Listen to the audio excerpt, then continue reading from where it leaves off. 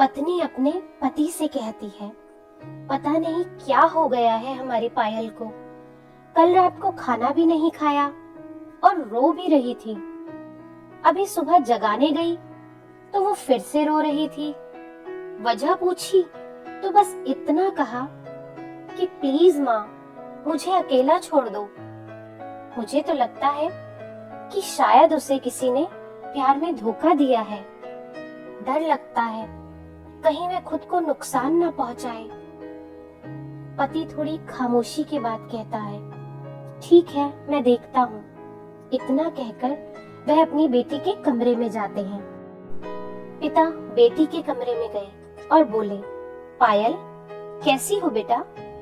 बेटी ने कहा, प्लीज पापा, मुझे कुछ दिनों के लिए अकेला छोड़ दीजिए। पिता ने कहा, ठीक है बेटा, मगर एक शर्त है।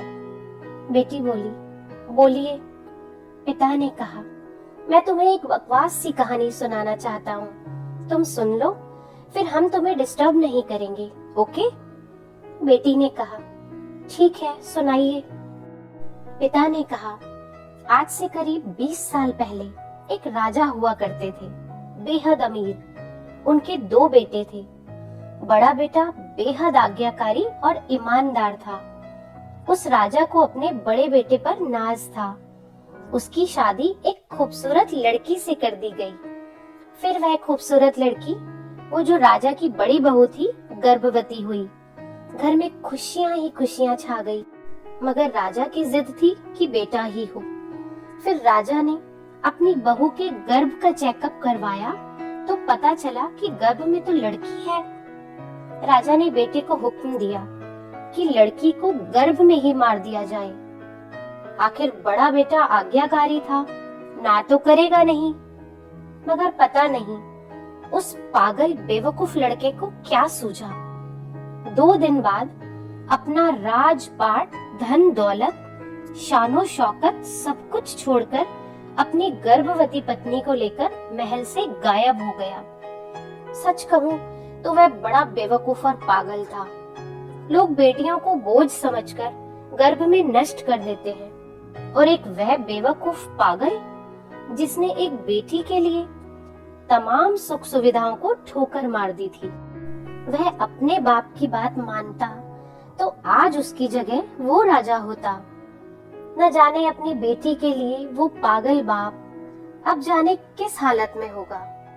तभी पायल की माँ वहां आकर कहती है कि वह बेटी के लिए पागल शख्स और कोई नहीं, तेरे पिताजी ही हैं, जो तुझे अपनी सच्ची कहानी सुना रहे हैं। तू कहती थी ना कि मम्मी, नाना नानी को तो मैंने देख लिया, काश पापा अनाथ ना होते तो दादा दादी का चेहरा भी देख लेती। तो सुन, तेरे पापा अनाथ नहीं है। तू बड़ी होकर जिद ना करे अपने दादा दादी से मिलने की, इसीलिए तुझसे सच छुपाया हमने। फिर तेरे पापा ने तेरे पैदा होने के बाद एक कसम ली कि तेरे अलावा दूसरी संतान के लिए कभी सोचेंगे भी नहीं। अखबार में इश्तिहार देकर तेरे दादा दादी ने बेटी को लेकर ही वापस आने को कहा। मैंने भी जोर दिया वापस जाने को, मगर तुझे गोदी में उठाकर तेरे पापा ने बस इतना ही कहा था कि जिस घर में मेरी राजकुमारी की हत्या का फरमान निकाला गया हो, वहां एक राजा कैसे सांसें ले सकता है। अब नजारा अलग था। पायल की आंखों में पापा के लिए सम्मान, उनकी मोहब्बत के लिए ढेरों सारा प्यार और उनकी कुर्बानी के लिए इबादत करने को जी कर रहा था। आंसू थमने का नाम नहीं ले रहे थे, मगर सब कुछ अब सिर्फ पापा के लिए था। पापा ने बस आखिरी शब्द इतना ही कहे अपनी बेटी को, मैं नहीं जानता बेटा कि दुनिया तेरे बारे में क्या सोचती है, मगर तू मेरे लिए बेहद अनमोल है। भले मैं आज कहीं का राजा नहीं रहा, मगर तू कल भी, आज भी और सदा ही मेरी राजकुमारी ही रहेगी। बेटी ने दौड़कर अपने पापा को गले लगाकर रोते हुए कहा, पापा, आप असली राजा हो और मैं आपकी छोटी सी राजकुमारी। सबकी पलकें गीली थी। मगर वह एक नई सुबह की शुरुआत थी, जहां एक राजकुमारी फिर से अपनी सियासत में लौट आई थी। तो दोस्तों, सच ही कहते हैं ना कि बेटियां माता पिता की जान होती है, उनकी आन बान और शान होती है, और बेटियां हर जगह कहाँ होती है, खुदा को जो घर पसंद आए वो वहाँ होती है।